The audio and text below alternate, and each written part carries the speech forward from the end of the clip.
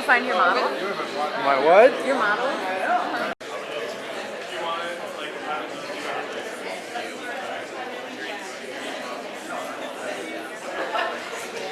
That's good where you want it to be. That's perfect.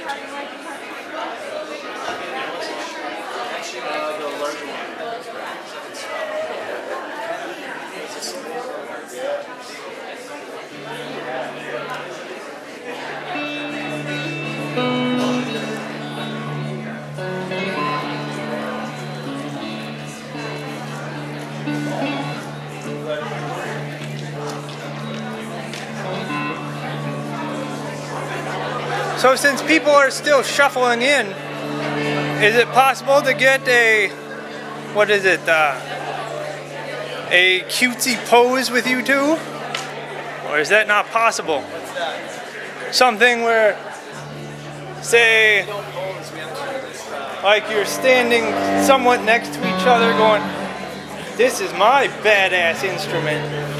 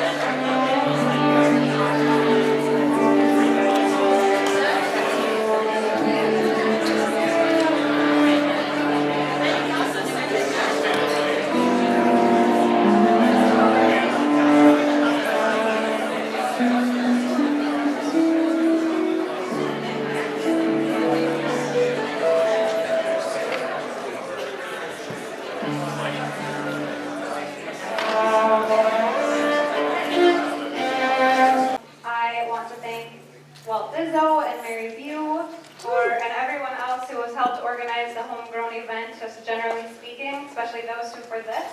The musicians tonight are Jesse Hoheisel here, and Kathy McTavish and Richie Townsend over here. So give them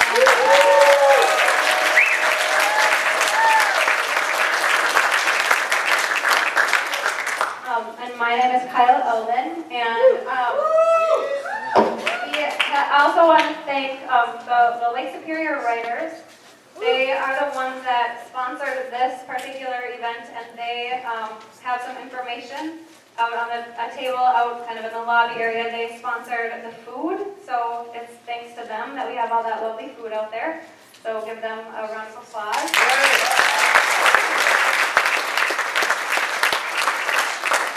I'm just going to take a moment to read their mission statement. It's a great organization that everyone should be a part of if you're interested in the literature community in this area. Their mission is to foster writing communities, to provide an audience for literature, and to further the artistic development of writers through workshops, readings, and publications. Lake Superior Writers is a nonprofit charitable organization. Prohibits discrimination in its programs, membership, and board of directors participation on the basis of race, color, national origin, gender, religion, age, disability, belief, sexual orientation, marital status, or family status. Yeah! Rock on! So I think poets, again, I said this a little earlier for those of you who were here, pretty much those of you who were able to grab the sort of makeshift program we had tonight. Basically, it's going to be in the order on the program. I'll introduce each poet before you read, so don't worry, your name will be called before you come up. There are a couple people who weren't able to make it, so we'll be skipping a few of the names on that list. And also, each of the poets get a wristband for tonight's homegrown show, so you can talk to one of the homegrown volunteers and they have the wristbands for you, so just go ahead and do that.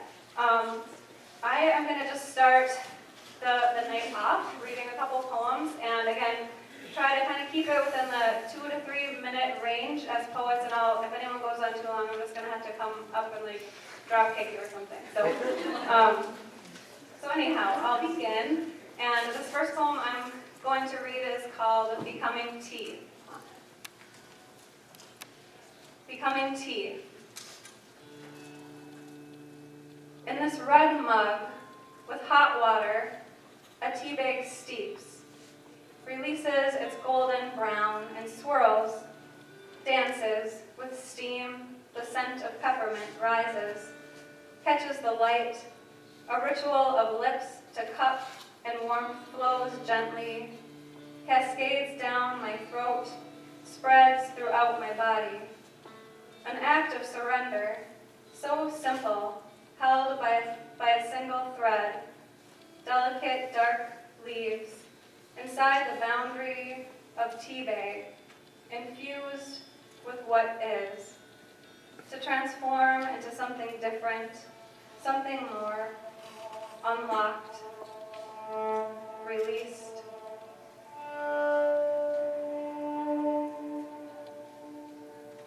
Second poem is I'm Crazy Too. We are all crazy in our own way, hiding tiny pieces of ourselves from the world. I may run along the lake walk at 7.5-minute miles, mic'd by my Garmin GPS watch at 3 in the afternoon, past a picnic table of local drunks yelling, "Fuck you, bitch, and I don't care about anybody smoking R100s, passing around a 40 in 70-degree heat.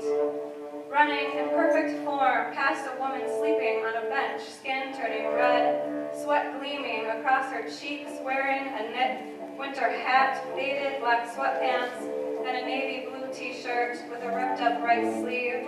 Her bare feet jut off the edge. Years of disappointment and loss sculpted into the fierce way she clutches her elixir, wrapped in a brown paper bag, mumbling softly, "You told me, you loved me, you loved me."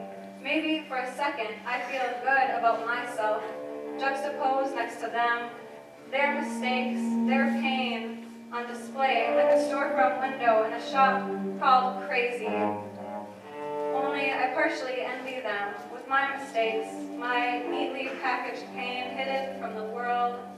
What would it feel like to fall apart right outside the Biffy in Canal Park, amidst a swarm of tourists, to yell and cry and scream and pound my fists on the cement until they bleed, shedding light on my darkest secrets, on my imperfections. Thank you.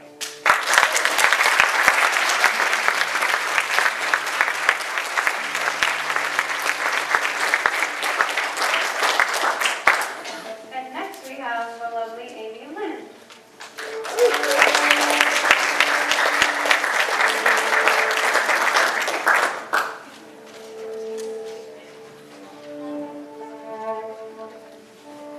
Alright, I have 1.5 poems for you all. The second one I just drafted downstairs at the brew house. It's 4 lines long. But the first one is called Inheritance. Is this how our ancestors lay? Bodies with backs to each other, bones bent into questions. In southern Nigeria, they buried their dead like this. Wives entombed alive next to their dead husbands. I wonder if just one managed to claw her way out, struggle to the surface and leave tracks for some future archaeologist to find. Or if women are innately satisfied with suffocation, fingers entwined in our husbands' long, cold hands. 5 generations of my family's females were born and have died in the same place, borders being something we lack knowledge of. Still, I'd like to believe our ancestral Eve was the first cartographer, that she put minuscule maps in our cells so we would find our way back someday. Sometimes I can sense it when I map constellations in the freckles on his back, that home we both know, shared history. But I cannot trace the path of this silence, or of the molecules of matter that shift aside for us each time we turn away.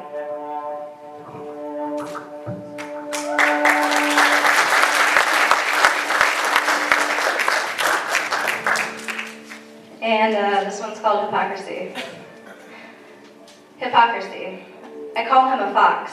Then I put on a pair of overalls and stand with my arms outstretched in a field full of crows.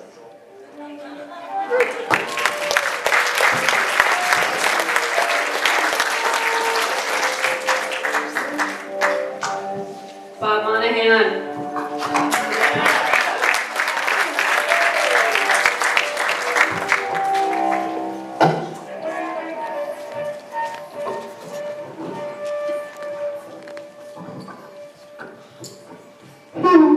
Jeez, it's hot. This is called Cookie Breakfast. During one of our hysterically intellectual, pill-crushing, all-night bro-love sessions, you brought up sex and how it is comprised of a billion tiny motivations, each fused to the next, a vast network of stringy, rapturous joys, mixed with punishing, needle-sharp reminders of insatiable desire. Are you ever satisfied? Are you? Are you? This is not to say you don't enjoy sex. You spend countless hours gridlocked by its intricacies, toiling in sexuality's field by day, dabbing your brow with a sachet of fresh mint leaves, lilac, and maiden's hair. At break, you enjoy a selection of young kale, shoots of wild fern tossed with a rosehip vinaigrette, washed down with a brimming chalice of tepid couples water. And I have the audacity to oversimplify it, citing the Inuit people of the frozen frontier who simply cannot ponder matters of sexual consciousness in some late capitalist, new agey humanist diatribe while sitting on my couch, high on designer drugs. Of course, what are these musings, if not for us? Before I get too fucked up, let me explain how simple satisfaction can be. A suck, a fuck, a crutch. What's it mean? Not that much. No sex this week? First world what? You got it good, now you can't get enough. Skin-indulgence. Body parts, creamy, dreamy body parts. Just confess you're a mess. Hurt so good you knew it would. Breakup, makeup, that's the stuff. Shake at you, take at you, hold up. I want to get a better view. Touch me there, pull your hair, I swear to God, honey bun, baby bear. I swear to God, we can do this. I swear to God, just one more kiss, you're making it harder to dismiss. I swear to God, we won't regret. I swear to God, you'll break a sweat. We'll both get wet. I lost this bet, but I won the prize. One last time between your thighs. I swear to God, I got this plan to become a better man, but for now, let's hit it raw, as only we can. People like us deserve the best. We made the grade, we passed the test. I swear to God, in my suicide vest and my Bible belt, I remember how good it felt. How could I forget? There's no reason to get upset right now. Really? And I swear to God, I didn't mean to party like this again. And I'm sorry for real, I didn't mean to indulge with such zeal. That's just part of my party feel. I kind of like the way it feels. I'm so far gone, as you can tell. For heaven's sakes, go to hell, take a hike, ride a bike. What, you ain't got a bike? All right, you can stay. But I'm too far gone. I did too much. But it's fine. You're in luck, chicken strip. I'm still down to fuck. I think. And I swear to God, if I can, I'll never party like this, ever again. Let me cook you breakfast or something. Thank you.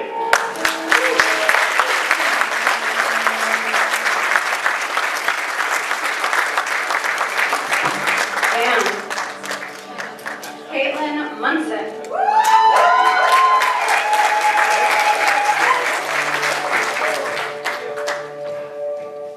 August 13th, 1990. This was for Cecilia Payne, who discovered hydrogen. My mother, my oxygen, and water. Everyone's best advice is to guard myself, and I'm at the age where I have to ask a lot of advice. To clothe my body, to protect my mind, to wipe my tears and hide my desires. But can other people take those things away from me? Will I wake up one day and be completely left without a body, or desire, or water for tears? Longing. I already feel without a body. Longing. The universe is a womb made of hydrogen, and we emerged from one another, made of borrowed things and silence. We are nameless, but we hear our mothers on the telephone whispering secrets. When death comes, no one wishes they'd had one less orgasm, but maybe half the population wishes we wouldn't have faked so many. Through the darkness, we don't realize the lights we see above are actually shining within us. The act of dulling, dualizing, separating, slicing, and pricing are more than domestic capitalism. They're advice to be guarded from our dominators, the people I want to run from. As a river rushing in the dark, reflecting the stars and the moons, not stopping with the sun, we all start as vessels, floating within our mother's wombs. To be guarded is to be sunk on our maiden voyage to life. It is to be dammed as the rivers and fracked as New York. To be guarded happens when we stay in at night. To be guarded happens with 3 words. It's a girl. I'm a girl.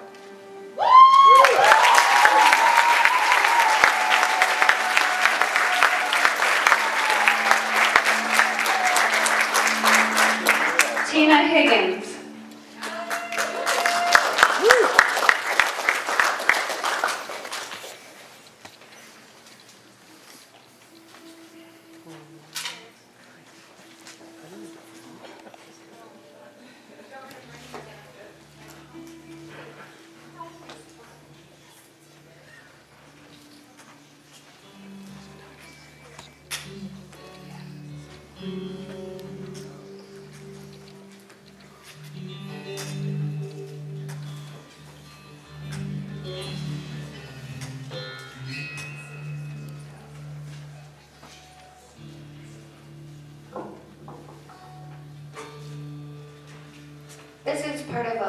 lighthearted series I've been working on.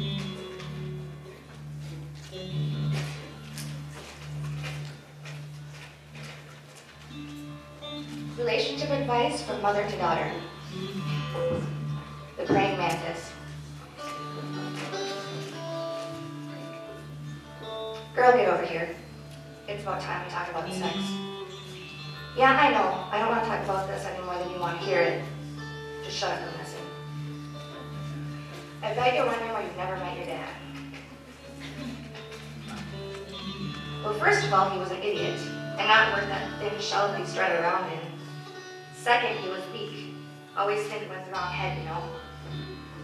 Trust me, you'll meet plenty of guys just like your dad, and there's really only one way to deal with them. Now just have a seat and listen to what I have to tell you before you start talking back and arguing with me. Men are garbage. Don't waste 1 second feeling sorry for them. This is the thing. They know we don't like them. Their brains know, but their dicks. Oh. Can I?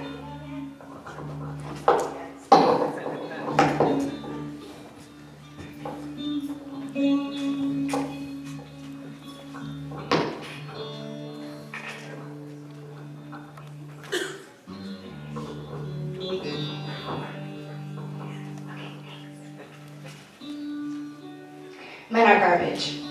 Don't you waste 1 second feeling sorry for them. This is the thing. They know we don't like them. Their brains know, but their dicks? Jesus, idiots. Absolute idiots. So they come strutting up like they own the place, like we're just gonna lay on our backs and take it without a peep. And all the while, what they're thinking is this: get the fuck away. Don't go near her. Mayday. SOS. But the stupid fuckers just keep coming. They just gotta do their business, right? So this is what you do. As soon as they get up in there, take a good bite out of their head. Now don't interrupt me. Don't interrupt. Just listen. I know what's best for you. Take a bite and just keep on biting. Because you need them to do their business back there, right? Otherwise you can't get knocked up. And every girl needs to get knocked up. Once their head is gone, you don't have a chance to change their mind. After that, you may as well just keep munching because it's the funniest shit to watch them while they keep going at you for hours while you gnaw away at the rest of them. They just don't quit. Crazy motherfuckers. So that's that. You got yourself knocked up, and that's all you have to worry about. Sure, you don't get support, no one to help you feed the kids or pay the bills, but you also don't got some idiot always trying to mount you. Trust me, this is the only way to do it. Now go play. I have a friend coming by.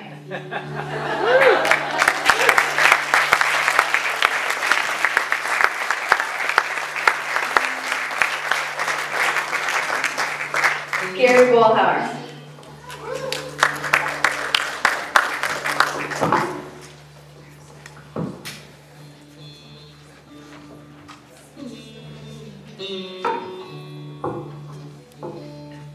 This first poem is called Enhanced Interrogation.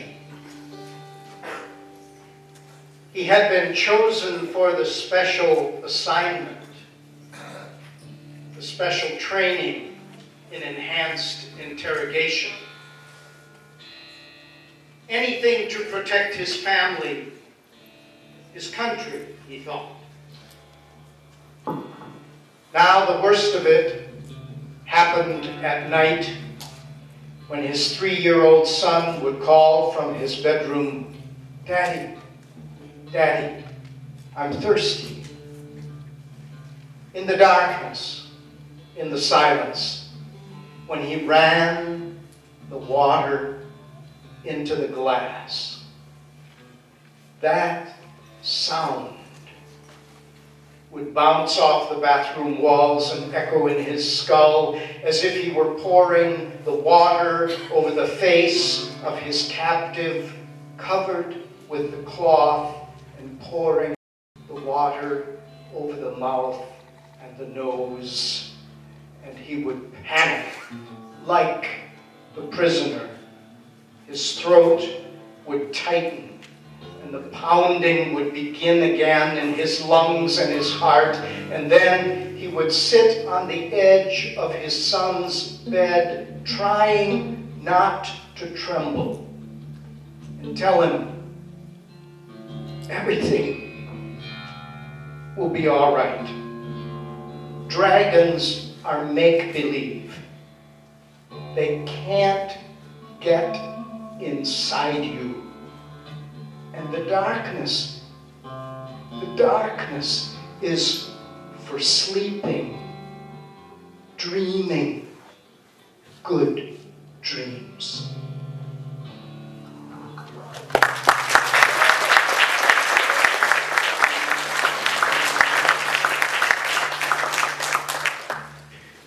I hope to read this next poem at an NRA convention someday. It's called Counting the Bones. I am following the directions of the meditation to slowly peel the ordinary orange. Breathe deep the spice-sweet scent and separate its perfect sections. Kiss the veins of juice and soft flesh.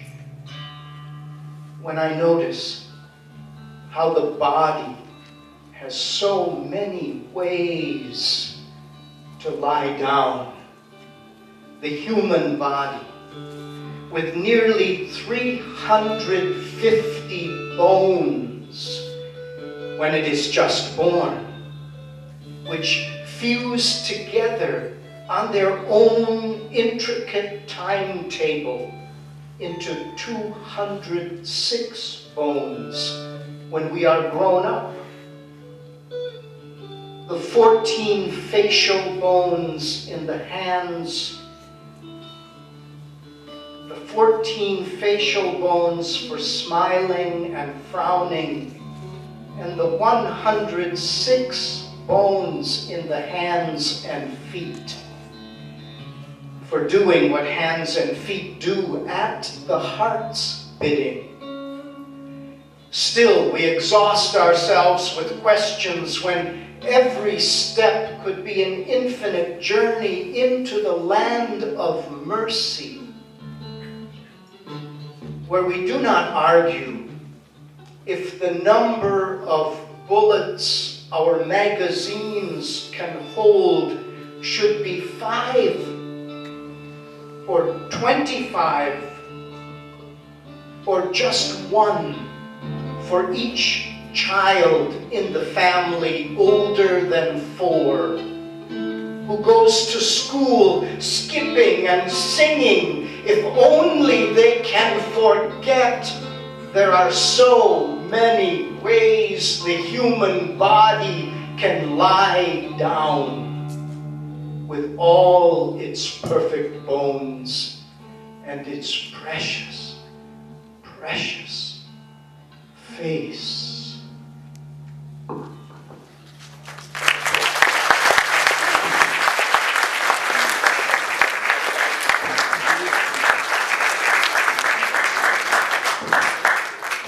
Sheila Pekka.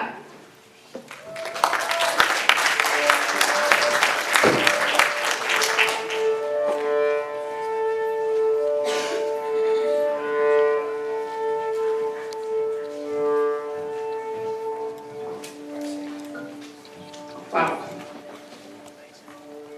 Great poem.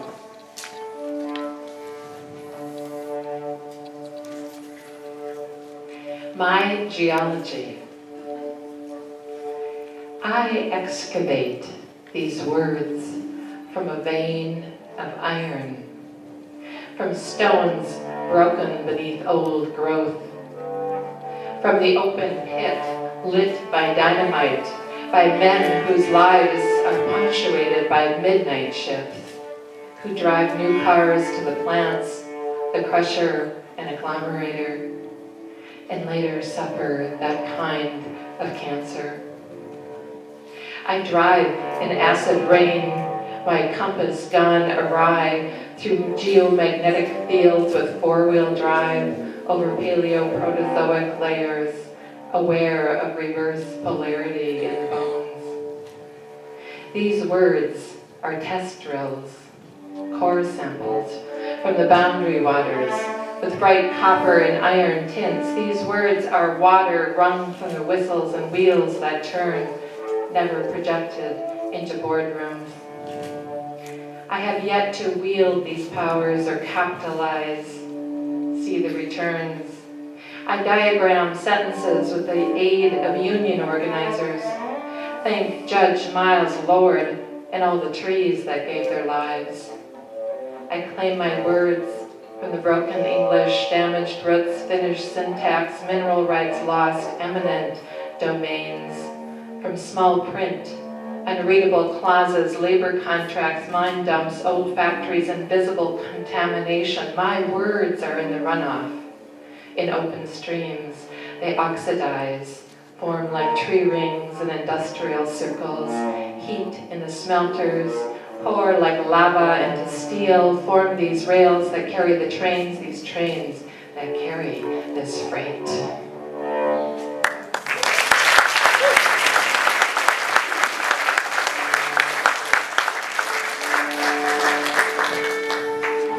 Trevor Caldor.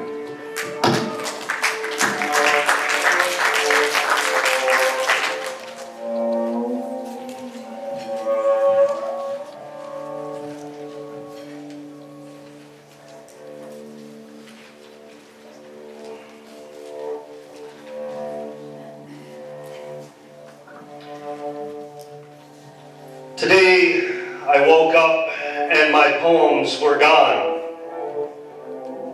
So I became a thief. First, I slunk back into the bed and found my lover folded in amongst the pillows and blankets. "Ellen," I whispered as I kissed her cracked lips, but she slips deeper. So I steal poems off her coffee with cream shoulder that breaks past her t-shirt. I untangle the bits of heaven from her hair, which mingles in the inky ribbons against the ivory pillows. Her breath hums against the world, pushing back as dreams are being made. And I steal every one. In the next room, the baby begins to sing her songs of loneliness. Her voice pierces, shrill silver against so much gray. Without a noise, I slip in, next to her crib, but she sees me. Her lips curl into wide daddy grin as she begins to giggle. Her eyes squeeze shut, trying to hold her laughs in, but with 10 fingers and 2 kisses, her laughter is mine. It bursts from her belly, and I capture each poem, written by her pudgy fingers on my whiskery face. I give them back one by one, nibbling her nose. On my way to work, I steal poems from the cars as they crush against each other, greedy for each inch of blacktop, for the next stoplight, for every open lane. They pour themselves into the pavement, trying to be the first one to go nowhere. But the winner is a broken down hatchback with a busted blinker and jacked up rear tire. The driver lays on the hood, resisting the tide of cars, and gives me his poem as I pass. I steal poems from the naked trees longing for their summer garments. I steal poems from the puddles mixing mud with gasoline rainbows. I steal poems from the shadows of the postman's boots. I steal poems from a bum on a bike whose whiskers have survived decades of razor blades. I climb the clouds and I begin to steal poems from the sun. Its sonnets, like lightning, transform puddles, chrome bumpers, taxi cab windshields, and the waterfall rocks on 6th Avenue East below the copper top. The sun sets ablaze the dying mass of 1 billion huddled snowflakes. And I take, and I take, and I take, until I can take no more. With a head full of stolen poems, I sit down to write. Thank you.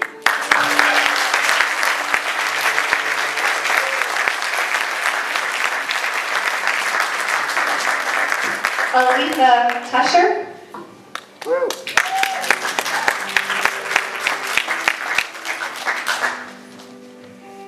So this first poem I'm going to read, I wrote a companion dictionary with it that I'm not going to read tonight, and you guys will understand why. But it's titled "It's Complicated." So this idea when you ask somebody like about something, like as if our understanding influences what actually is in the world. So it's complicated. The answer's confused. It's complicated. It's not anomalistic, but bumptious. Cognizance does not define what's created. A cumin sits reading about the id, excogitating concupiscence. Answers aren't talking. It's complicated. Taking but perspicaciously clouded, imperfect usufruct is we fractless. Cognizance can't create, can it? We are perfidiously abutted convivially to parsimonious circumlocution. It's complicated. Cupidity, a cynosure amid phlegmatic virilization, thus we think ourselves by ourselves created. Phantasmagoria mitigated, phenomenology's comeuppance. Young man at table says, it's complicated. Young woman at table asks, what is it?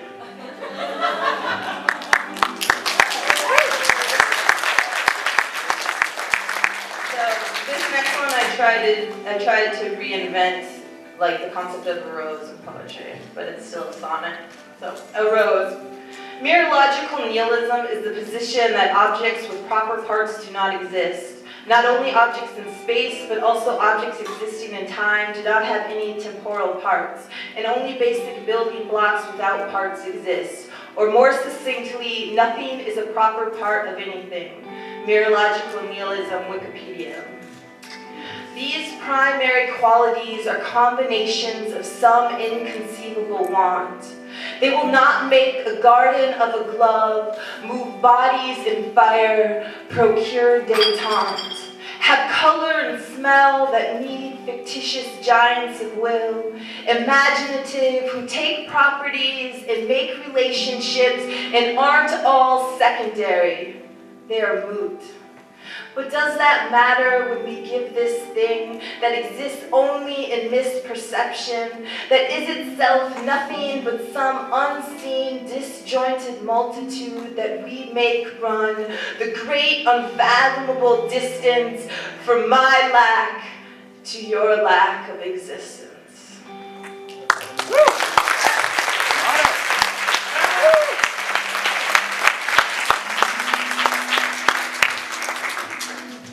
Cal Benson.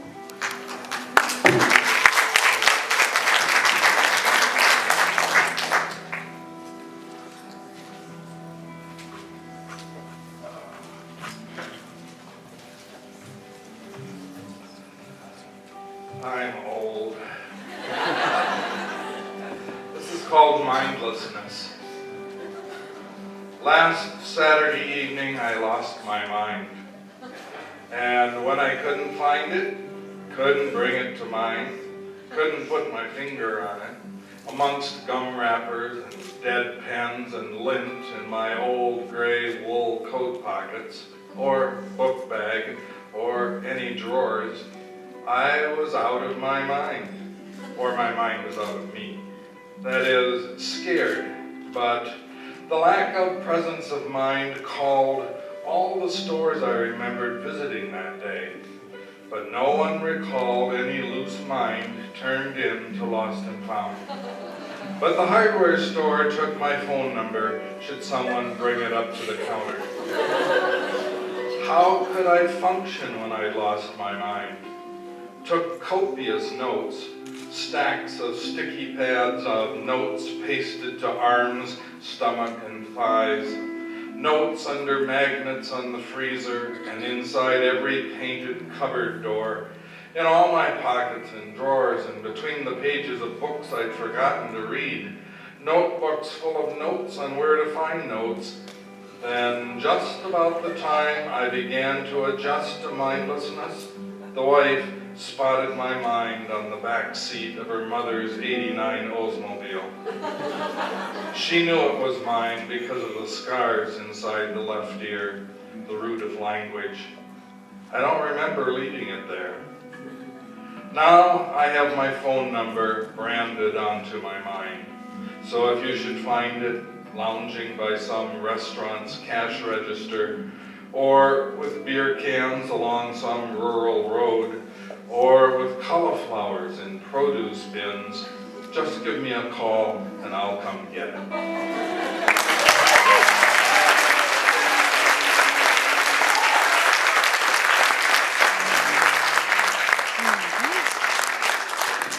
Kat Manderville.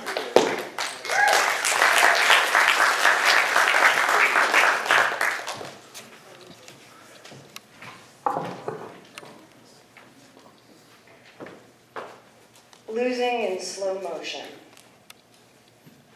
It's the classic image of a girl, a woman, though we'll want to call her a girl, sitting at the edge of a bed in morning light. Probably she's foreign. It gives her a mystique, an air of authority over what we don't know yet. She's in panties and a tank top, balancing an ashtray in one hand, a lit cigarette in the other, and she's disheveled in some way. Maybe it's her hair or makeup or posture that's all tangled, and it's kind of appealing how she's already lost our approval. With the wreckage of expression, the unmade bed, the dirty, out-of-style habit of smoking, and just when we think we've made peace with the image, she begins to talk. And her voice is drowsy with sorrow, a sorrow that's almost smug, yet so certain of itself. Her voice is craggy, maybe from just waking up or from having climaxed earlier, because she's a modern woman and modern women climax. Or maybe she's just so bored with it all, so unimpressed with the girls smoking at the edge of the bed, who's so unimpressed with girls smoking at the edge of the bed. And in hushed tones with a cavalier ease, she's saying what we don't want to hear, dropping one bomb after another into the ashtray. Your father never loved you. There will be no revolution. You have 3 days to live. None of these come close. She's scraping up the bottom crust of existence with the sharpest edge of irony, and what she's saying, we haven't imagined yet, but already we believe her. Because there are certain things that can only be said by certain people and sound like truth. Because that's all they have left. And we want it now. We know we're ready for it because the image we've chosen is so efficient. Girl, bed, cigarette. We've eliminated even the silhouette of curves we love so much in a woman's body. This girl can do without. In fact, she's faceless now.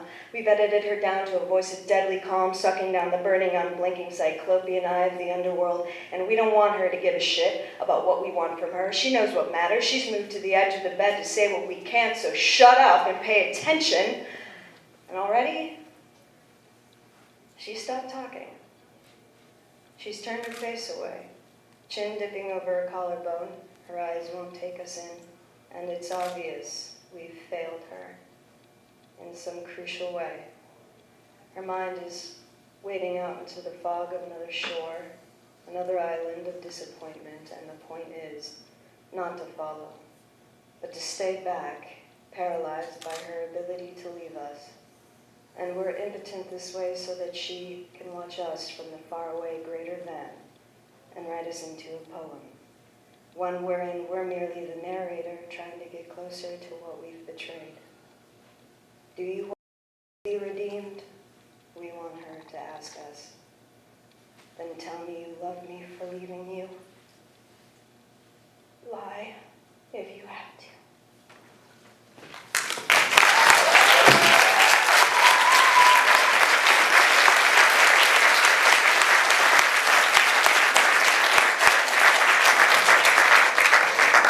Aaron Towner.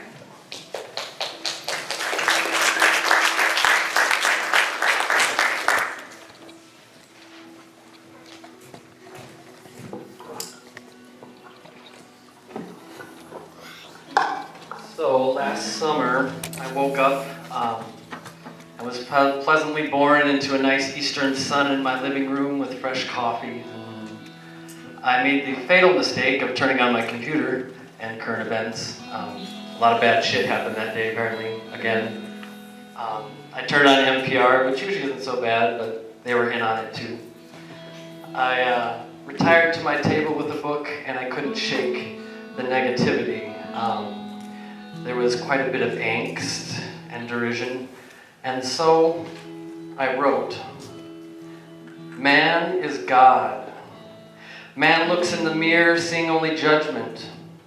Man is want, man is need, man is given unto himself. A wind-sized concussion grenade, a slight wimple of smoke watering the eye. Man speaks, man creates, man wants answers, fabricates truths. Man is God. Man wants history to remember him well. Man wants to rewrite the past tense. Man diminishes events. Man is genocide, oppression, rape, crusades, hearings on inquisitions, witches, tests of torture, tests of childhood memories, PSATs, IQs, Facebook, racism, hate, love, hate, compassion, Gandhi, Martin Luther King Jr., peace, hate, misinformation, money, greed, love, light, death. Man is love. Man procreates. Man vanquishes entire species. Man is God. Man does selfless acts of self. Man does generous acts of tax evasion. Man is a martyr for martyrs. Man dictates man, socializes society, deregulates racketeering, amends the acts of intimacy, builds altars, burns churches, censors art, monitors the billion gods of man, and rewrites fear.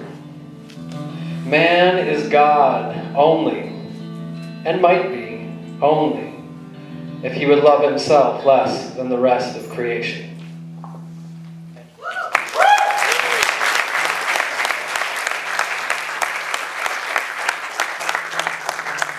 Connie Wannick.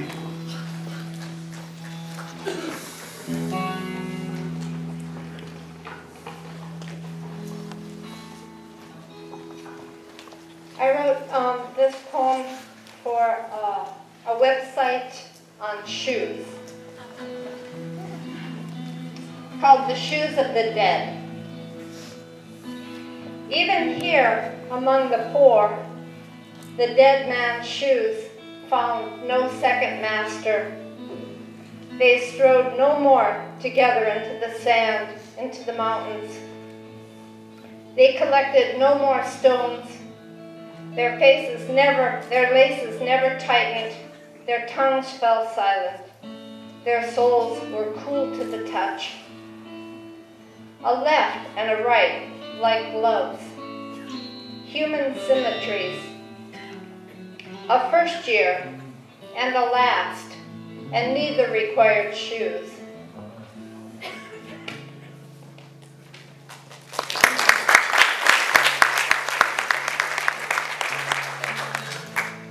And this poem is called Pollen.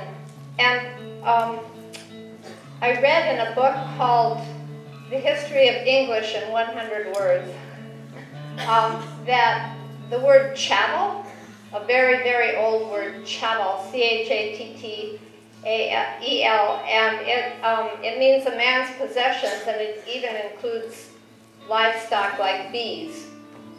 So, pollen. The neighbor's bees, his chattel, are healthy again, and back they've come to work in my garden. What shelter's more felicitous than a squash blossom? The bees are busy, yes, but do they know enough to call that happiness? Living dust clings to their legs and wings. 6 male flowers tremble for every pregnant bloom, and to touch them is a terrible intimacy. How can bees be property? How can a garden? Small white houses in an orchard. A good life near the children, near the graves. Thanks.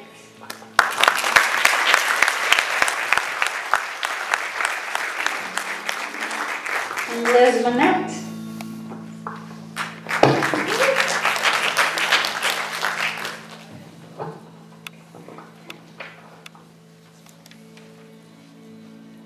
This walk to work's poems, feral in sunshine, fur, bone, muscle, tensed on rock.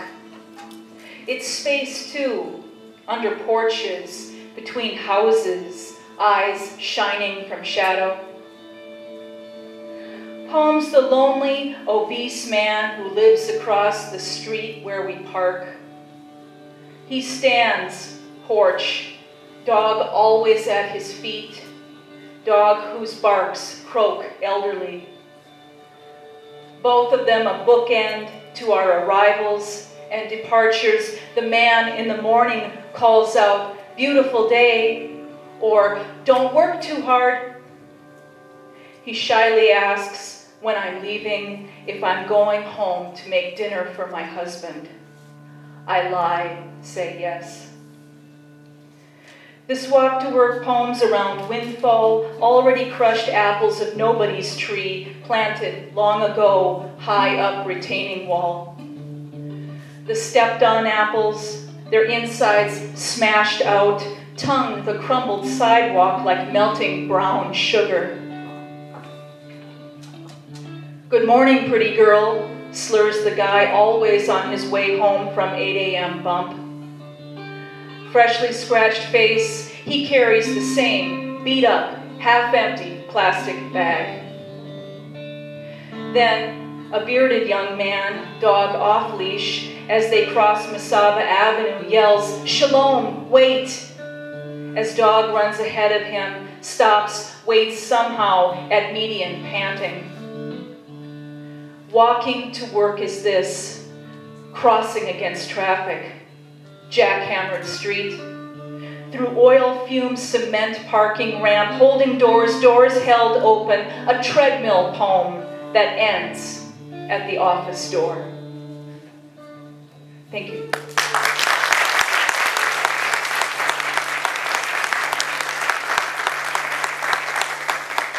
Michelle Mathis.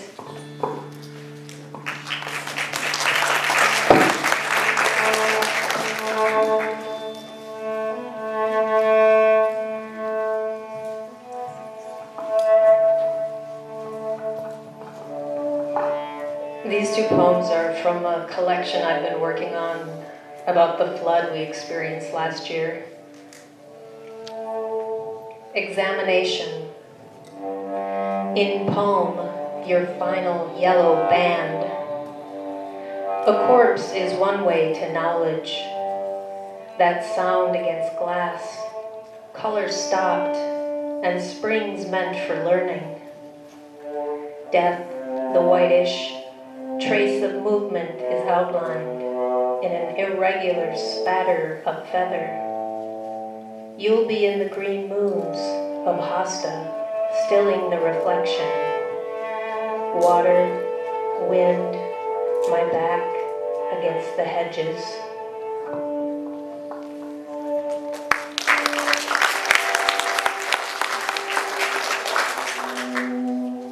Pennant, a frog upon the wrist. Amongst the raspberries he came, with his teacup feet he poised for the start of change. Salient watchword, emerald. He stops like a verb, done with bother and precision. Color universally translucent, ebullient in a sudden splay. Pulse, pause, to be able to be so soon by the sun affected, or by the shade's delivery, so far down behind enemy lines.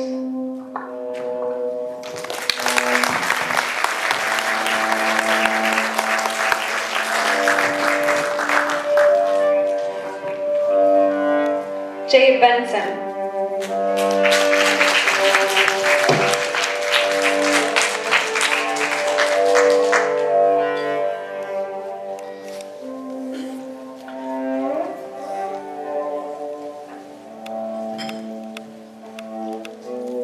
This poem is dedicated to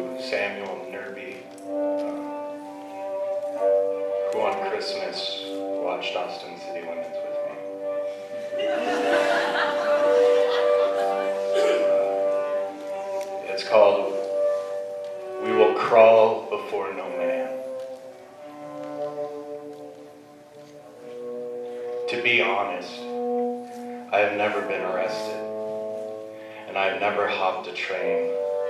It is likely that cowardice alone has kept me alive this long.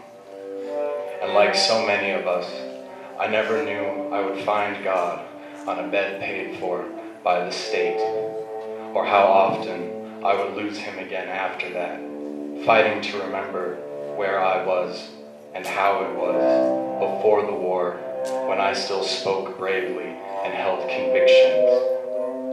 Before I was broken with gratitude, a softened man, shaken badly with mania, with memories, with finding the world as I left it at 16, with all the people I'd rather not see, with all the opportunities for honesty passed over for glory and rank, for a statue in the park.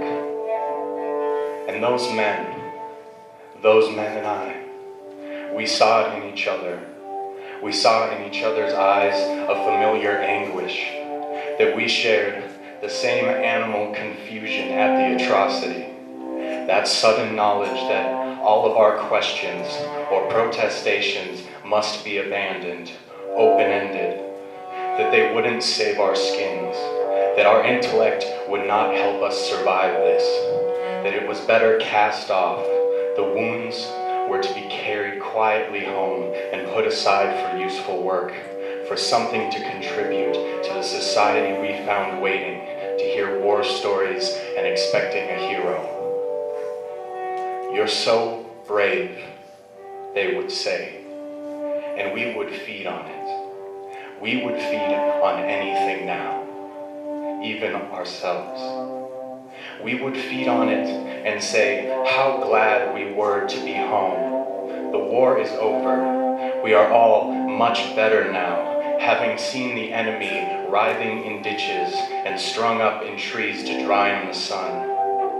When to be honest would mean disgrace, when no one wants honesty, when it is not romantic to tell them you don't much feel like talking, that the people you were thinking of while away are somehow different now, somehow horrifying, that your face trembles in public, that your nerves are shot to hell, and that you don't need sleep to dream of being back in the institution, in the safety of a feral role with kind handlers, the life of a kept line. To tell them you don't much care for this all, even now, after the battle. You see want and waste, and the faces of people who largely have never been broken. That you're lacking integrity, and you're condemning it all just does not suit their new you one bit.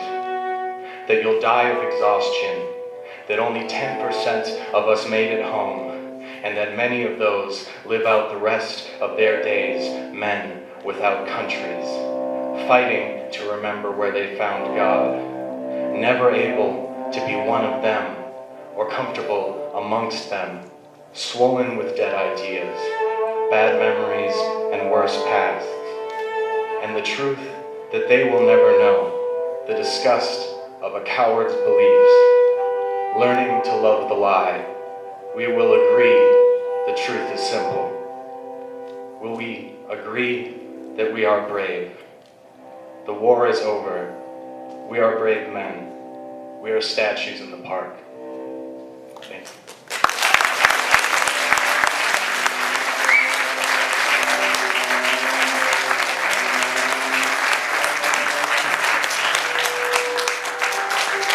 Rena Seibold.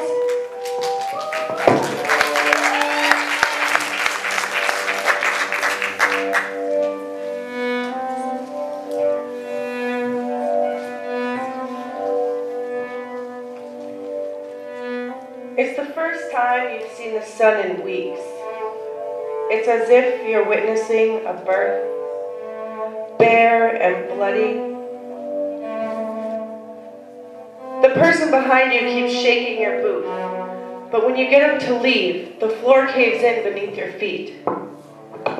You fall into a coffee-high oblivion, suddenly on your knees, trying to sweep the sun into your palms to put it in your backpack for later. For the next time, you become a soldier in the army of darkness. You quick gather yourself together. Run your fingers through your tangled hair. Take a swig of that sweet caffeine. And take a step forward before tripping over a man. Landing flat on your face. Once up on your hands and knees, you feel a cold rush over your knuckles. Tilting your head up, you seem to be making eye contact with a ruthless beast the color of green. It's smirking at you. It's gorgeous. You shape up into a three-point stance, challenging it. And before you can think twice, you're a leaf in the wind. Getting caught under a tire, you shatter into 100 pieces.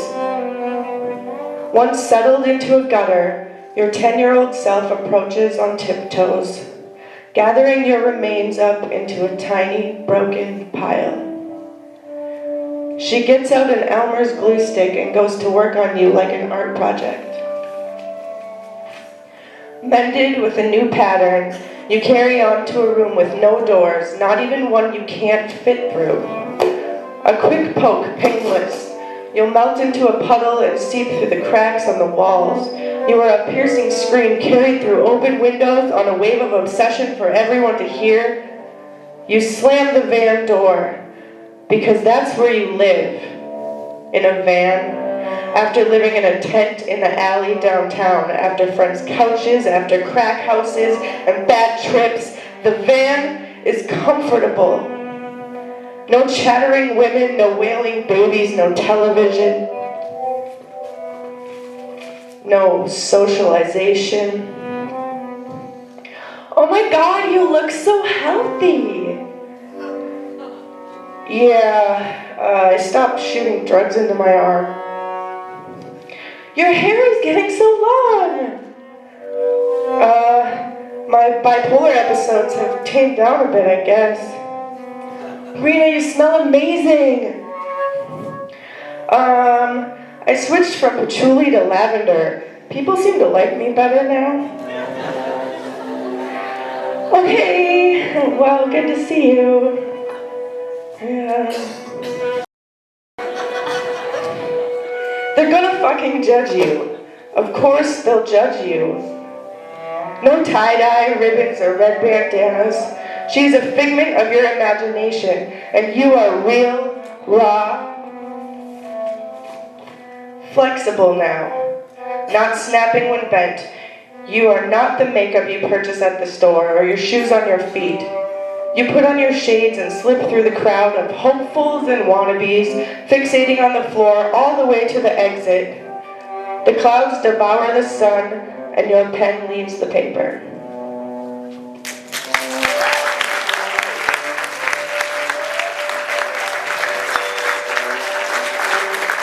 Ellie Schoenfeld.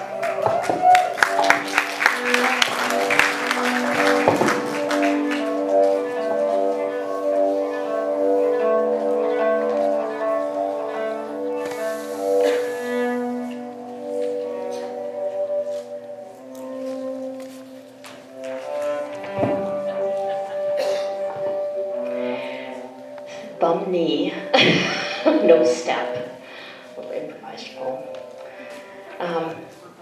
This is called There is a River.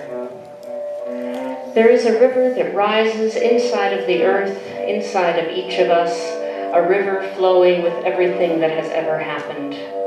Forgotten song lyrics and missing poems float alongside the spirits of socks lost in the dryer, and the spirits of our beloveds who have left their bodies behind. They're all in the river.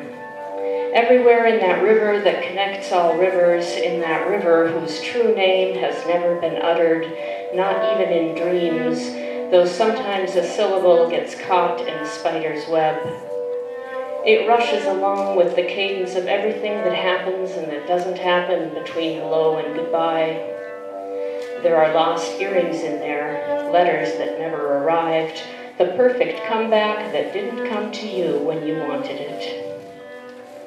We sit on the banks of that river and watch the new green unfurling, the new green nourished by rivers of sap. Everything sweet is in that river, everything sour finally worn smooth in the tumbling that turns time into agates. Every hurt and humiliation is washed away. Our hearts are in that river, and some of us notice that we are in way over our heads, swimming with songs in foreign languages, while sequined-eyed fish shimmer and flit between the lines. The river is filled with lost innocence, with the elusive answers to the New York Times Sunday crossword puzzle, with the gang graffiti keyed into the side of my car, and with every anecdote about tilting at windmills, Kafka storylines, good jokes. The river is full of laughs. The river, like everything else, is made of stories, stories about the roads not taken and the sidewalks not shoveled, about translucent sea creatures, transparent lies, transgressions forgiven, all of it linked verse. Sacred stories mix with limericks, mermaids sing show tunes. The river passes along our secrets while dragonflies hover and sew up loose ends. The stars and the sun and the sky's first streaks of morning red braid and unbraid, morning and night, old, young. Prayers said while kneeling on rugs, while putting down tobacco, while sipping wine and lighting incense, are transubstantiated and transposed while the big and little dippers pour the same blessings over all of our heads. The cathedrals and the strip clubs are all in that river. God and the devil play poker, the darkness and the light make love and laugh at us for thinking that one is different from the other. Yeats's beast slouches towards Bethlehem under his cloths of heaven, embroidered in light. Floodwaters and forest fires raging and burning, bonfires on beaches and gale force winds are all in that river. The loons and their songs harmonize with those of the whales. The whales are wearing Joseph's coat of many colors and are in a witness protection program. Our attention spans are in that river, swirling in eddies, swishing for deep waters, for still waters running deep. Wishbones snap, peepers sing their traveling songs for the cold which is running into the warm, and for us, for all of us who are running and traveling from one season to the next, spouting off and babbling while everything else can see that we are all wet, just as we should be. Thank you.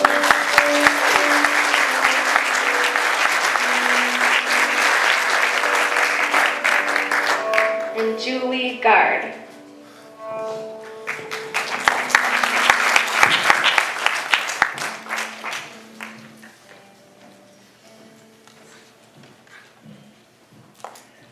And I'm going to read two homegrown prose poems. This one's called Duluth News Tribune. We live in the land of young men disappearing. Some have hard pasts and others easy. One has a name like a wink, Sly, and the other's names so plain I can't recall them. One was a teacher who explained math slowly with humor. Another a college student who might have been gay and walked into the river. One had a girlfriend, another a wife. And there was one who drove into the desert to line his body with sand. There was the burglar who punctured exercise balls and appeared to be lost to himself. They wander off in the snow, between trees, over rocks, to a place where the sun glints while setting. They kayak till there's no rowing back. They are a colony of loneliness out on the lake, in a winter of open water.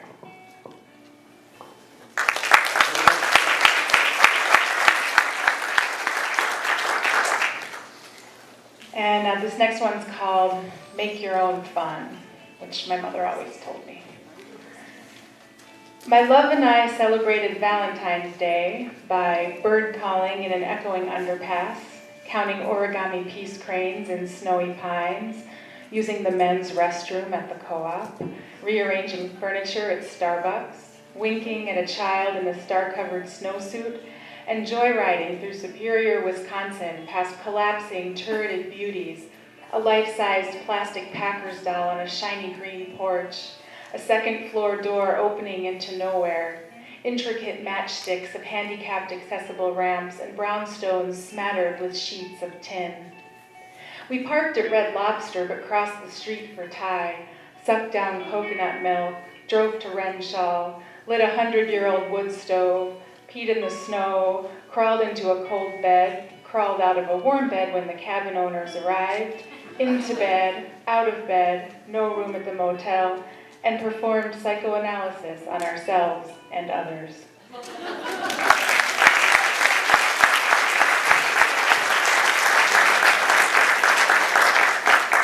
Simon Kress.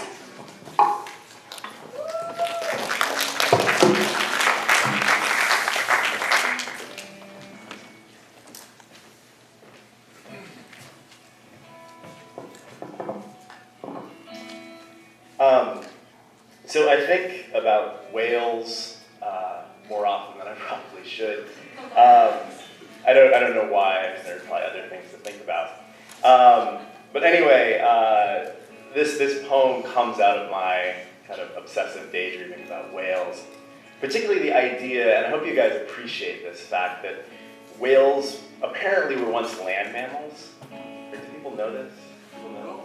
Isn't that crazy, right? So these vestigial limbs that they have, people think that these are once feet. So the idea that a land mammal could evolve into a sea creature kind of blows my mind, and I think maybe I'll have to do that someday. So anyway, this poem's called Welsh, W-H-E-L-S-H, which is very clever, I think. I don't know if it's possible musically to evoke the songs of whales, but that would be really cool for me.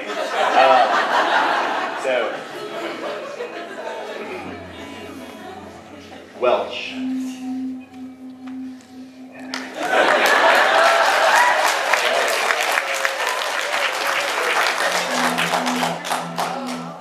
Turn your mind to whales. This is not a funny poem. I set it up that way. I'm serious. Okay. Let's start again. Alright, so Welsh. Turn your mind to whales. How ships above them are clouds sailing. All human action, just weather.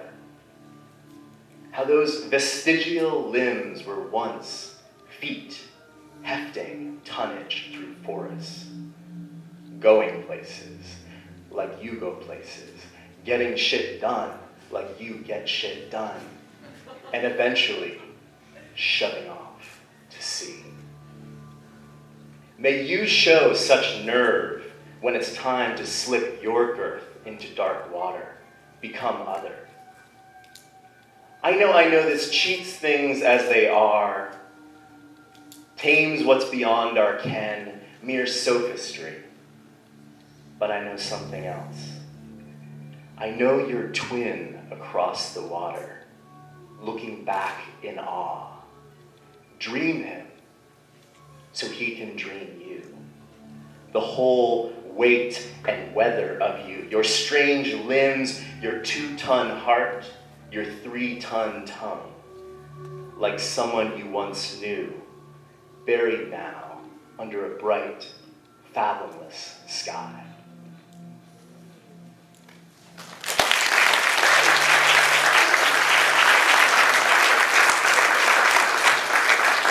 And this is shorter. I think I'm in like a global warming mode in my poems here. This one is about the destruction of the Arctic. Again, I didn't know I was concerned about this, but this is what's coming out. It's also a sonnet. Unbearing. The imminent, irreversible destruction of the Arctic weighs on me like ice, unbearable. I grope towards caribou at the strangest moments, in meetings, at the clinic. The immense fact of its body looms.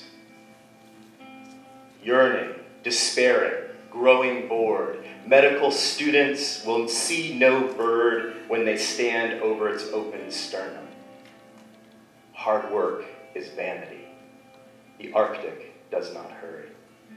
It mixes oil with ice, collapses, shudders. It awaits, like all of us. The raccoons, starlings, crows that will clamber across its broken tundra. It will outlast us all. There is only wilderness. Thank you.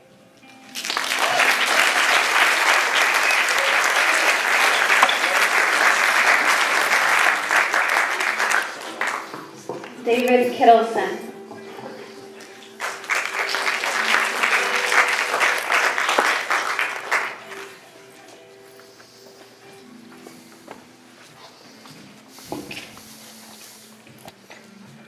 I don't know how to follow the whale poem. I'm a time traveler. I travel forward through time every day at a speed of 60 seconds per minute. In fact, I'm time traveling right now. I've seen today, tomorrow, and yesterday, but my favorite moment is this one. I've seen the bright side of the negative and the downside of the positive. I took the short trip to the far side of the dark side of the moon. I left 1,000,000 years ago, and I'm coming back soon. I've seen outer space, inner space, and every place in between. I'm living a lucid illusion, confusing reality with the dream. I think this is all just a computer simulation, artificial surroundings to give us stimulation. It's impossible to imagine a world without imagination. The only thing that determines anything is determination. That sounds like a phrase on a painting on a wall of a guidance counselor's office, but that doesn't make it any less true. What's poetry without a plug, a poem without promotion? So on that note, I'm playing at Amazing Grace at 6:30 for Homegrown on Wednesday. And my group Critical Contact's playing our final show on Friday at Pizza Luce at 11:30. It's homegrown, you know. I think I've been here before, I know the feeling. I lived a life as a thief, always stealing. It was my decision what I chose to be, and then I lived as a wealthy man and all my stuff was stole from me. I had a good childhood and a healthy life, and then I grew up and met my beautiful wife. When I was raised with no love in my home, I was on my own and ended up dying alone. So plant a garden in the spot that I stand. I'm a hunter and a farmer living off of the land. I was an architect of castles in the sand, residing in a galaxy I built with one hand. I play the part of Bill Murray in this Broadway play, reality show remake of Groundhog's Day. Can you imagine all the wonders that you might find when you live 1,000 lifetimes? Thank you.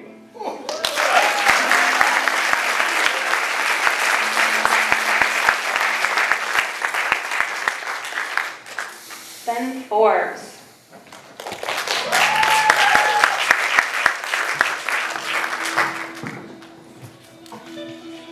This poem's called Clenching the Prostrate Arrowhead. Quivered, garrulous feet came bundled in the precipitate clouds of immigration.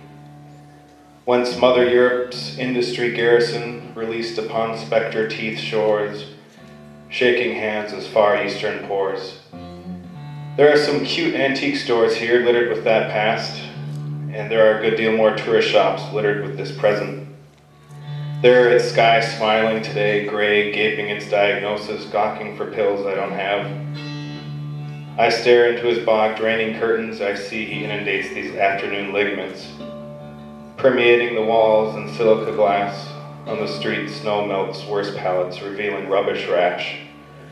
And there is a gauntlet garish to ghouls, brimming within these cryogenic pools, clenching the prostrate arrowhead, commencing corrugate marrow bed. Iron and leaves, long dead, composting these Escher-esque days. In this overcast valley, pregnant in unemployment's third trimester, beneath this fluorescent cool white bulb and balustrading its throne room to a dead line of pocket watch kings. I see these brains sieving through cheesecloth, and colander beaches frigid in the sarcophagus sill, chaining these wrists to guilt. There are no doubt endless scars, skin grafted upon skin metal's honeycomb grid, as far as an eye can flee on pave fault and ascent, conwalks and side creeks, and much beneath this coaster's high peaks. Gaping coils, red radiant loom, bellowing her steam below sewer grate booms. For the early throes of April, fizzle at miasmic depletion, eroding down cheeks' man-made streets into her bastion or dock basins. And there at her mouth flaps a tongue causeway, laughing her centenarian horn upon gargantuan glass rifts, cut into the thorn of the Midwest side, Gitchy Gumi gouging a gibbous gash, Great Lake, shipping invasive hotcakes out to plethora ports, bouqueted and waning supply forays. There are the casket-clad bridges overgrown in cat's-cradled barbed wire, beckoning euthanasia upon the sea's bedrock. And here I clench the prostrate arrowhead, bleeding its vestiges of long-gone Gaul youth, where Daniel Gray Salon was once called Duluth. Thank you.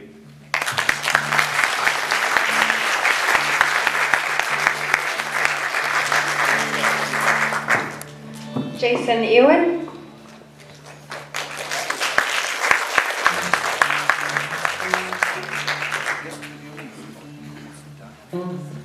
Good evening.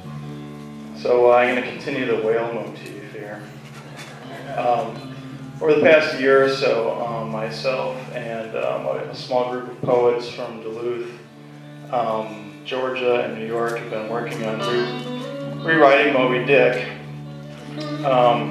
So we've done this one chapter at a time, and my contribution was, well, the book is called Dick, okay, and my contribution are 136, because that's the number of chapters, 136 meditations on male genitalia.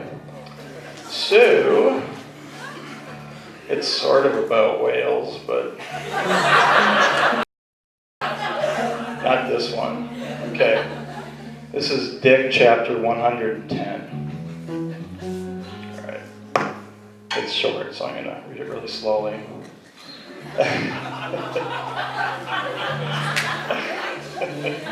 Okay. Alright, ready? It's going to blow you away. Oh, and by the way, these are all Melville's words. I just took them word or phrase at a time and just recombined them in the same order that they appear in the original, so it's his fault. Alright, here we go. Into butts so deep, so ancient Aristotle was seized with a fever.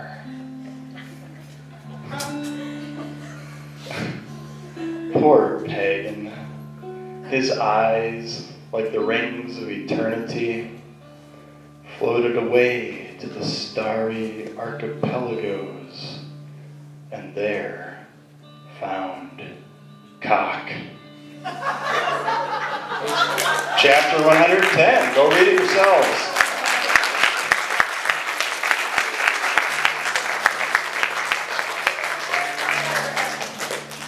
Who knew? Brady Campenkel. Did I say that right? Yeah, perfect. Okay.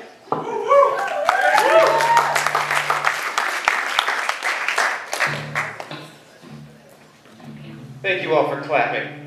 I appreciate that. What an introduction by Kyle. I also appreciate that. I imagine that's what you're clapping for. It cannot be the physical presentation of myself.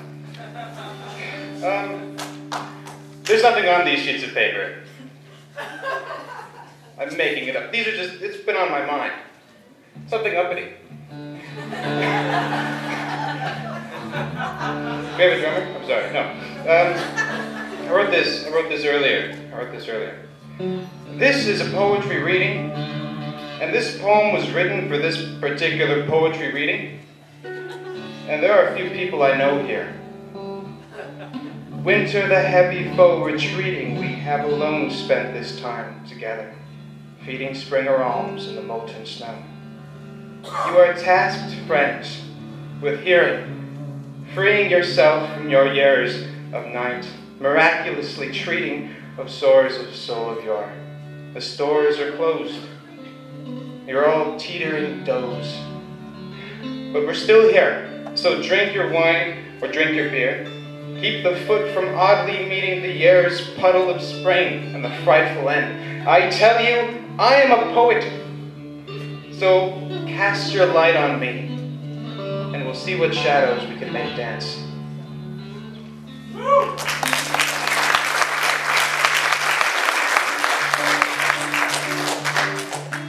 Heaven and Duluth both wrinkle towards the cold.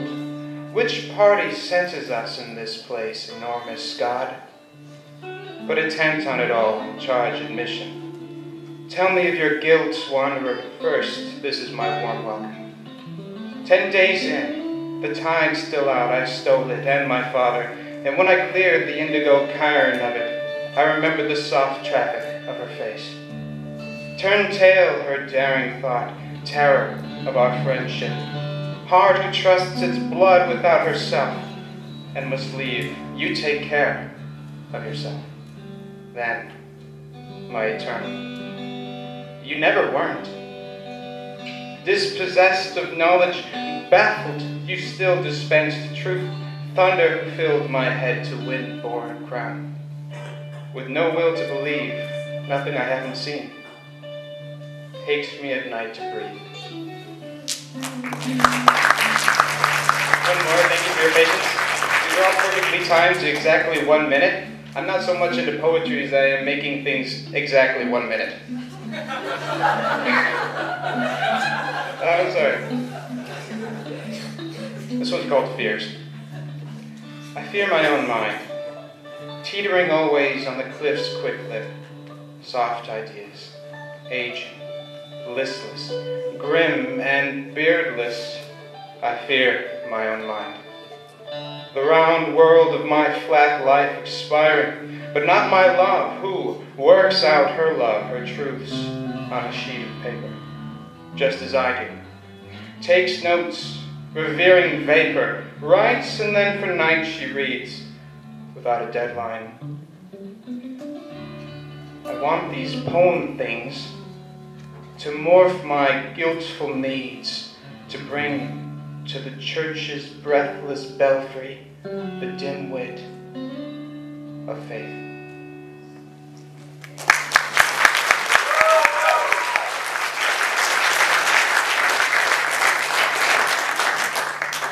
Daisy Wallace.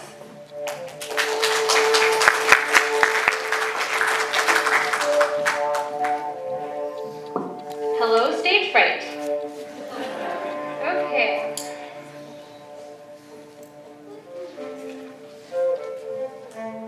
The joy of crushing a bug. I choke down a gulp of stale water, stroke the pine wood of my guitar, take the change from my case, and count the day's earnings, 20 pounds. My friend Janet says she could get me something stable at a wedding company. Says I need a new flat, a new look, something modern, more feminine. I say no and squish the cockroach under the coffee table. I wish I could do that to Janice too. But she makes me apply an interview. I get it and make her watch The Wedding Singer with me. She cringes while Adam Sandler makes a mockery of acting. She doesn't get the point. She never does. I play my first wedding and hate it. I play my second wedding and hate it. I play my third wedding and stop caring. There's free alcohol. Janice says I need to decorate.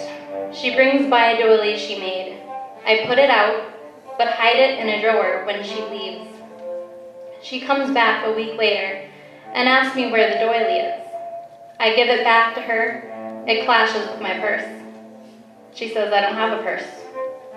I put it back in the drawer. I have another wedding to play for today. I sit and sip my tea and fiddle with my guitar strings. The friend of the cockroach I killed the other day scampers around. Its antennas search about in a world with one less pest. I wonder how that smells.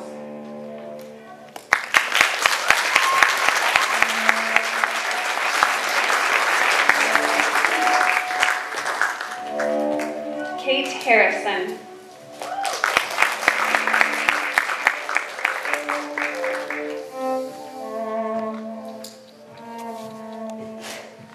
Bonjour. Oui. Baguette. I'm not very cultured. Okay. You are so fine. Grapefruit. Halves of mine. That was nice. Next. When I was 10, I took the grapefruit that was given to me by my parents. They said it was given to me through them by a grapefruit tree, and I should take a moment to thank them and myself. So that was them, the giving grapefruit tree, and me. So that makes 4. 4 is my favorite number.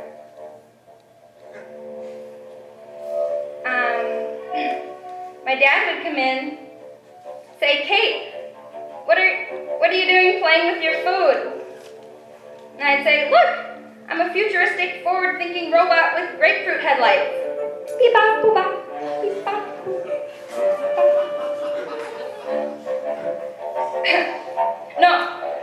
No, I'm a two-tart, pink-faced, bittersweet, futuristic, grapefruit glasses. Beep-bop. On a scale from 1 to 10, how good is my costume? What about the name I gave my costume? How good was it? Isn't it great? I love it. I love the number 4 too. My mom asks why 4, and I say, I forgot. She said, you had better start practicing making up your mind on important subjects. And since my parents didn't hit me when I told them I didn't think God was a he when I was age 10, I discovered out why 4 pretty easy. Why 4? What for? What are you doing this for? For fashion. For Marilyn Manson. For JFK, for MLK, for Michael Jackson, for Billie Holiday, for Donna Summer Dancing, Whitney, Britney, Romeo, Paul Wellstone, Marilyn Monroe, Death Row, for Socrates, for Timothy Leary, for Huxley, for Emerson, for kindergarten, for education, unions, for a big, giant, righteous unicorn that turns into a jackass after too many drinks. For high-tech space monkeys in charge of the money in this country, for the Attack of the Clones, for Yoda, for Buddha, Lady Gaga, Madonna, for Otis, Aretha Franklin, for the whole nation, for intuition, for Mary Magdalene, for all the chambers of the heart, for art, for smart, for free space, for crock pots full of food like home, for those so hungry for home, for Mad City, for real love, for High Street, for the Valley, the Inland Sea, for ecstasy, for the hills that restrict industry, for the wind, baptize my body, for the cheap, collects by the beach, good energy, for clarity, for sensitivity, modernity, for believers, deciders, futuristic spacesuit forward thinkers, for elders, for Zion, for Rasta, for Chopin, for Joplin, and her heroinism, not her bad religion. That superhero wisdom, that the soul counts, seems difficult for a lot of people to find out. Thank you.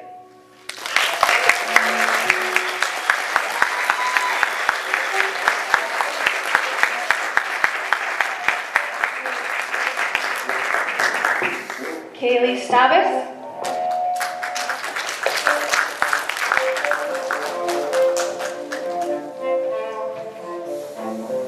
All right, this poem is called Now That You're Sober. Take your breath and watch it fall and rise beneath your waiting hand.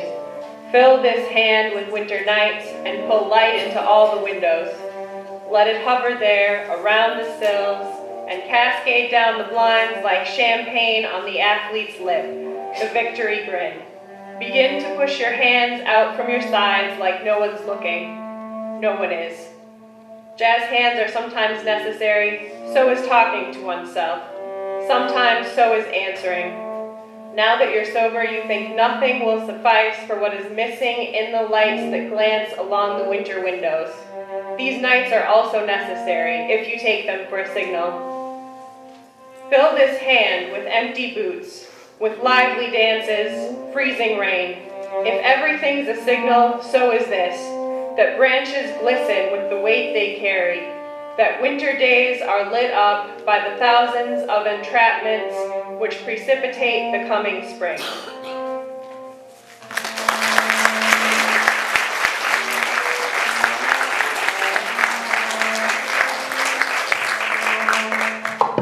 And that's a wrap. Thanks for coming, everyone, and thanks again to all the musicians, Jesse, Candy, and Rich.